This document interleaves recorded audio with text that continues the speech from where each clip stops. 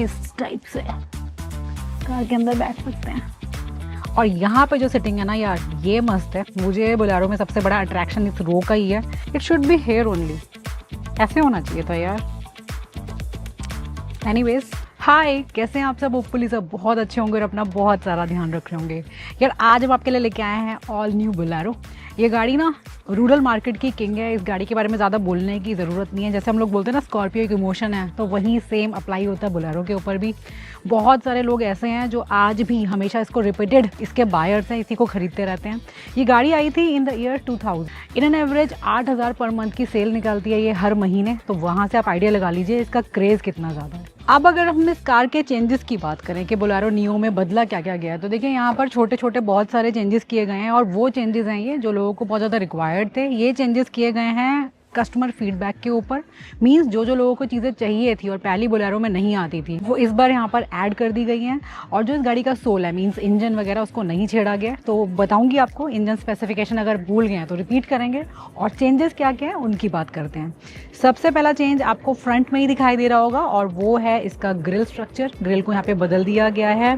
पहले आपको इस कार में फॉग लैंप नहीं मिलते थे, इस बार आपको फॉग लैंप मिलने वाले हैं। तो फ्रंट से तो आपका मेन यही चेंज है। उसके अलावा बाकी सब चीज़ों को सेम रखा गया है। एवरीथिंग इज इंटैक्ट, तो वो नहीं छेड़ी गई है। अब आ जाइए इसके साइड प्रोफाइल पे। साइड प्रोफाइल पे आते ही आपको सबसे मेजर अट्रैक्शन देने वाले हैं इसके अलॉय व्हील्स का डिज़ाइन। साइज़ को एग्जैक्ट सेम रखा गया है, वही 15 इंच के आपको अलॉय व्हील्स के साथ टायर्स मिलते हैं। डिज़ाइनिंग आपको इस बार काफ़ी स्मार्ट दी गई है। Silver along with this black piano finish, और सेंटर में आपको ये महिंद्रा का लोगो मिल जाएगा। काफ़ी स्मार्ट दिखाई दे रहा है ये। उसके अलावा आपको जो चेंजेस नहीं है और जो पहले भी मिलता था वो चीज़ें भी आपको रिपीट करूंगी मैं काफ़ी सारी। एक तो ये सेगमेंट आपको काफ़ी स्मार्ट लगने वाली है। जो सिल्वर पार्ट आपको दिखाई दे रहा है, आपको जो डोर हैंडल्स हैं ये ब्लैक एंड सिल्वर के कॉम्बिनेशन में मिलते हैं, अच्छे दिखाई दे रहे हैं ये भी। अगेन ये जो डिज़ाइनिंग पार्ट इन्होंने ऐड किया, ये अच्छा अट्रैक्शन दे रहा है। और यहाँ है इसका ये फ्यूल लिड। ये गाड़ी आपको सिर्फ डीजल में मिलती है, पेट्रोल में नहीं आती है ये। और इसमें सिर्फ एक ही ट्रांसमिशन अवेलेबल है, that is manual. Fuel tank की अगर बात करेंगे तो 60 लीटर का आपको फ्यूल टैंक यहाँ पर मिलता है। और ARAI क्लेम्ड यहाँ पे जो रेंज है दैट इज़ 16 kmpl, लेकिन 16 नहीं मिलती दोस्त आपको, आप 14 के करीब की मान के रखिए। अप्रॉक्सीमेटली 14 आप इजीली निकालते हैं इस गाड़ी में। कार के बैक प्रोफाइल की अगर बात करेंगे तो यहाँ पर सब चीज़ें आपको एग्जैक्टली सेम लगने वाली है। Either the normal tail lamps, या फिर आप बात करेंगे जो ये स्पेयर टायर के ऊपर आपका जो एक कवर आता है जिस टाइप से, ये भी डिज़ाइनिंग एग्जैक्टली सेम रखी गई है। इसमें थोड़ा सा एड ऑन जो है वो आपका ये महिंद्रा का लोगो है जो चेंज्ड आपको दिखाई देने वाला है। बाकी आपको वाइपर मिल जाता है यहाँ पर। आपकी बैक लाइट अंदर के साइड से प्लेस्ड है और इसकी डिज़ाइनिंग कुछ ऐसी है, स्मार्ट लग रही है ये भी। नीचे के साइड में आपको यहाँ पर ये स्टेप पैडल दिया गया है सो दैट आप गाड़ी के अंदर ईजिली जा सकें। बूट के अंदर जाएंगे तो देखिए आपके पास यहाँ पर 2 लोगों के लिए सिटिंग है, अच्छी खासी जगह है ये। और अगर मैं आपको जाके दिखाऊं इसके अंदर, तो ये बहुत रिक्वायर्ड है यहाँ पर। इसकी हेल्प लेंगे और ग्रैब हैंडल की हेल्प से आप इस टाइप से कार के अंदर बैठ सकते हैं।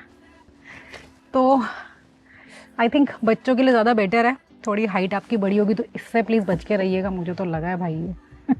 और अगर 2 जने अच्छी हाइट वाले हैं तो उनको बहुत दिक्कत होने वाली है। अदरवाइज़ मेरी हाइट 5'5" है, तो अगर मैं बैठती हूँ यहाँ पे और मेरे साथ एक बच्चा बैठता है देन इट इज़ फाइन। लेकिन अगर 2 बड़े बैठ जाएंगे या मेरी हाइट का एक और बैठ जाएगा तो प्रॉब्लम क्रिएट होगी।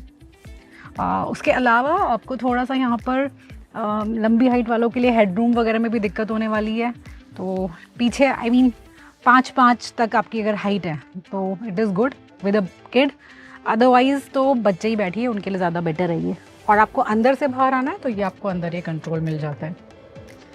बेज कलर का एंड ब्लैक कलर का इंटीरियर आपको पूरी कार में दिखाई देगा। And because of this beige colour cabin बहुत ज़्यादा स्पेशियस लगता है। रूफ आपको दिखाई दे रहा होगा, बहुत लाइट कलर में डिज़ाइंड है ये। और बहुत ही अच्छी खासी हाइट है इस गाड़ी की, तो उसकी वजह से ना बहुत ज़्यादा आपको स्पेशियस फील होता है, बहुत एयरी कैबिन लगता है।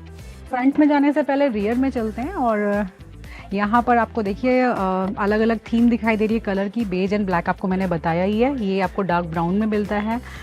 पावर विंडो इस गाड़ी में आपको मिलने वाली हैं सारी। कैबिन के अंदर जाने के लिए आपको यहाँ पर भी स्टेप पैडल ऑफर किया गया है so that you can easily step inside the cabin.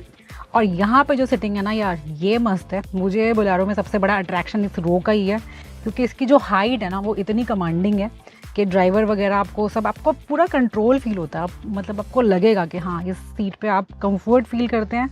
उसके साथ साथ स्पेस आपके पास भर भर के है यहाँ पे, enough of knee room, head room, everything. आराम से 3 जने भी बैठ सकते हैं इस गाड़ी के अंदर, क्योंकि जो सेंटर में भी बैठेंगे उनके लिए शॉर्ट रन तक ठीक है, थोड़ा कम डिस्टेंस आप कवर करेंगे। लेकिन अगर ज़्यादा है तो आपको दिखाई दे रहा होगा मैं कितना अपराइट पोजीशन पे बैठी हूँ, and that is all because of this hand rest, क्योंकि ये थोड़ा हार्ड है, थोड़ा नहीं काफ़ी हार्ड है और आपको अनकंफर्टेबल फील कराता है। और यहाँ पर आपको सेंटर में हेड रेस्ट दिखाई भी नहीं दे रहा होगा, तो हैंड रेस्ट ने इसको अनकंफर्टेबल बनाया। कंपनी ने यहाँ पे ना हेड रेस्ट दे के आपको एक बोलूँगी मैं क्लू दिया कि मत बैठिएगा, एक हिंट दिया है। 2 जने बैठिए, बहुत कंफर्टेबली बैठेंगे। और ये है हमारा हेड रेस्ट, हैंड रेस्ट, जो इस टाइप से आपका नीचे चला जाता है। It should be here only, ऐसे होना चाहिए था यार। एनीवेज ऐसे होना चाहिए था। मैं तो भैया जुगाड़ करती हूँ, अगर मेरी किसी गाड़ी में ऐसी कोई दिक्कत आती है तो मैं ऐसा कुछ नीचे रख लूँगी, उसमें कुछ सामान ऐसा, पर्स वगैरह, ताकि ये ऊपर ही रहे, क्योंकि यहाँ होना चाहिए। एनीवेज और चीज़ें देखें यहाँ पर तो आपके पास कोई एसी वेंट वगैरह तो नहीं दिखाई दे रहा मुझे। यहाँ पे कोई चार्जिंग पोर्ट भी ऐड नहीं किया गया। चलिए अब चलते हैं कैबिन के अंदर। अब अंदर जाने से पहले ना गाड़ी को मैंने स्टार्ट कर दिया, क्योंकि मुझे गर्मी लग रही थी तो मैं एसी के लिए ऑन किया है। अब यहाँ पर इंजन का आवाज़ करती है, तो वो इंजन साउंड, वो रोरिंग आपको सुनाई देती है। थोड़ा पास आके भैया ट्राई करो, सुनाई दे ये।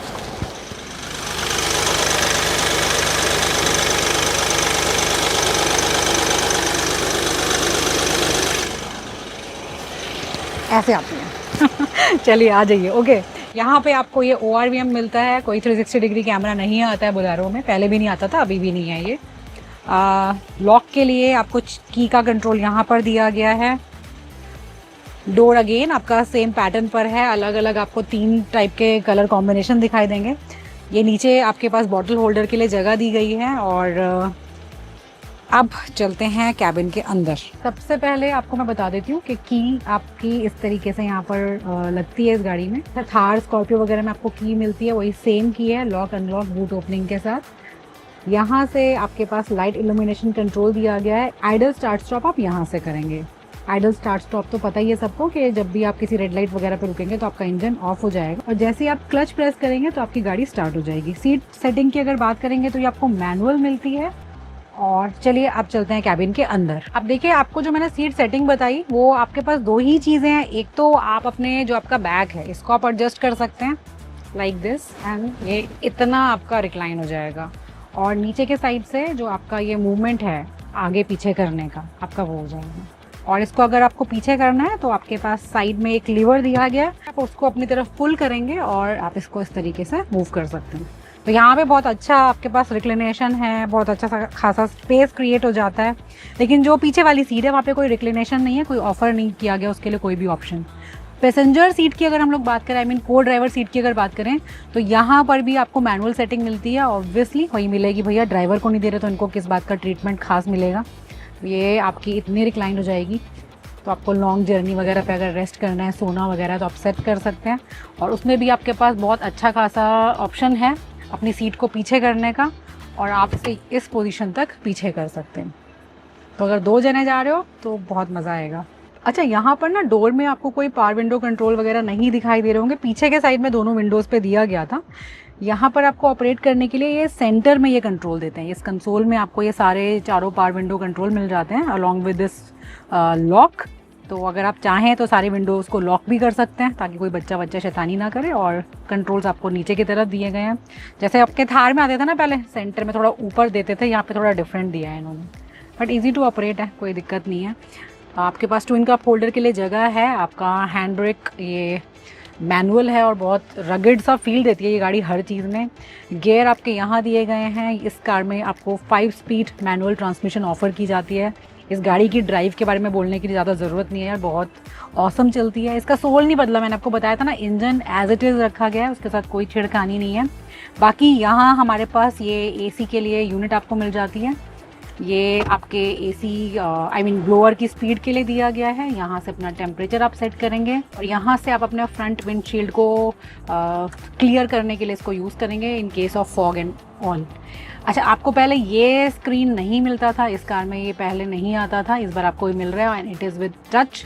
तो ये बहुत अच्छा स्टेप है ये, और बहुत रिक्वायर्ड भी था पहले ये। और ये आपका बेसिक सा स्क्रीन है, इसके अंदर एप्पल कारप्ले एंड्रॉयड ऑटो वगैरह नहीं सपोर्ट करेगा, लेकिन ये सब अपना ब्लूटूथ वगैरह कनेक्ट कर सकते हैं। और मुझे महिंद्रा का भी नहीं लग रहा है, आई थिंक ये कहीं से आउटसोर्स किया है इन्होंने। 2 USB पोर्ट आपको यहाँ पर मिल जाते हैं और along with this type C, ये बहुत बड़ा रिलीफ है। आपको ये सेंटर में टाइप सी दिखाई दे रहा है ना, ये आपको मिल जाएगा इस बार। AC वेंट्स आपको यहाँ दिए गए हैं। इंस्ट्रूमेंट क्लस्टर आपका फुल ऑन डिजिटल है। आप बहुत इजीली यहाँ पर बड़ा बड़ा अपनी स्पीड को देख सकते हैं, अपनी माइलेज को देख सकते हैं, आपका RPM बताएगा, ये ट्रिप, सब चीज़ें आपको पता चल जाएगी। और मैं यहाँ पे टायरट्रॉनिक्स बोलने वाली थी, पहले मुझे लगा नहीं बताता, लेकिन यस बताता है भाई। ये देखिए आपको दिखा रहा है ये 31, 32, 30, 31। इनफैक्ट जो आपकी स्टेपनी में भी स्पेयर व्हील भी लगा है उसका भी आपको प्रेशर बता रहा है कि इस टाइम इट इज़ 30। ये बहुत अच्छा लगता है, बहुत कूल लगता है और डे लाइट में काफ़ी विजिबल है ये। ऊपर के साइड में आपको ये IRVM मिलता है, मैनुअल सेटिंग के साथ है। जो हमारे सन ब्लाइंड्स हैं यहाँ पर, इसमें आपको कहीं पर भी वैनिटी मिरर नहीं मिलता। हाँ यार, रगेड सी कार है, रफ टफ लोग चलाते हैं, क्या करेंगे वैनिटी मिरर का। ओके, ऊपर के साइड में यू हैव दिस लाइट, इसको ऑपरेट करेंगे ऐसे। पीछे के साइड में आपको आई थिंक मैंने बता दिया कि there is no AC vent. AC काफ़ी इफेक्टिव आपको लगता है यहाँ पर। और जो मेन चीज़ें मैंने आपको बताई है कि टाइप C को ऐड कर दिया गया है, और जो इस कार का DNA है, हम लोग अगर डैशबोर्ड की बात करें, सीट्स वगैरह की बात करें, ये सब चीज़ों को सेम रखा गया है ताकि गाड़ी से वो जो कनेक्शन हम लोग फील करते हैं पुराना, वो कहीं पर भी लॉस्ट ना हो जाए, वो सेम रहना चाहिए।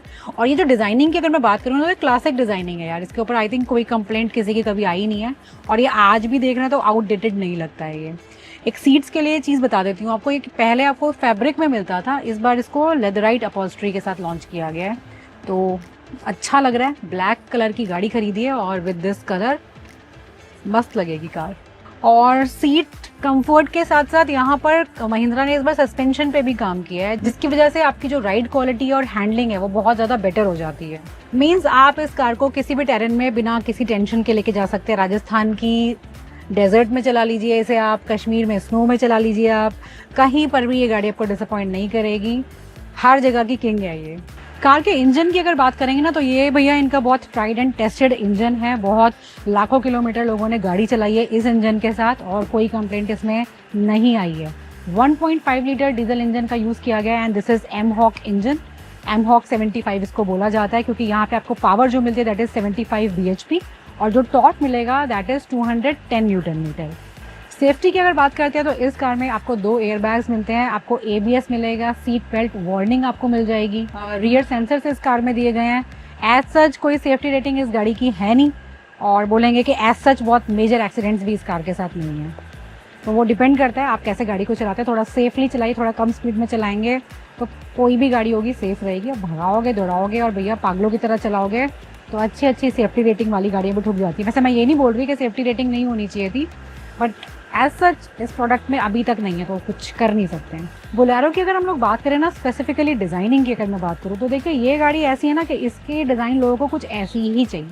मतलब बहुत मेजर चेंज बिल्कुल एक्सेप्टेबल नहीं है। छोटा मोटा कर दो भैया कि आपने फॉग लैंप लगा दे, छोटा सा ग्रिल में चेंज किया, इतना चल जाएगा, लेकिन पूरा इसके अंदर चेंज करना या बोले कि इसका पूरा एक मेकओवर करना वो एक्सेप्टेबल नहीं है, क्योंकि ये गाड़ी ऐसे ही पसंद की जा रही है। और इसका सबसे बड़ा एग्जांपल मैं दूँ ना तो that is Scorpio.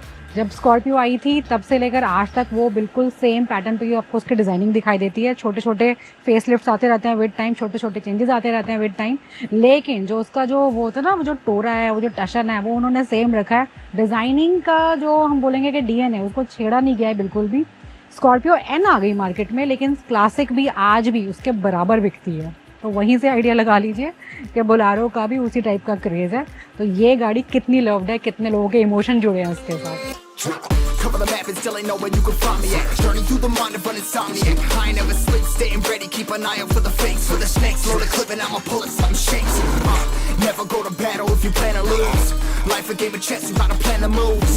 Middle fingers up, I'm not a fan of rules. Fighting for the right to live in peace and not like animals.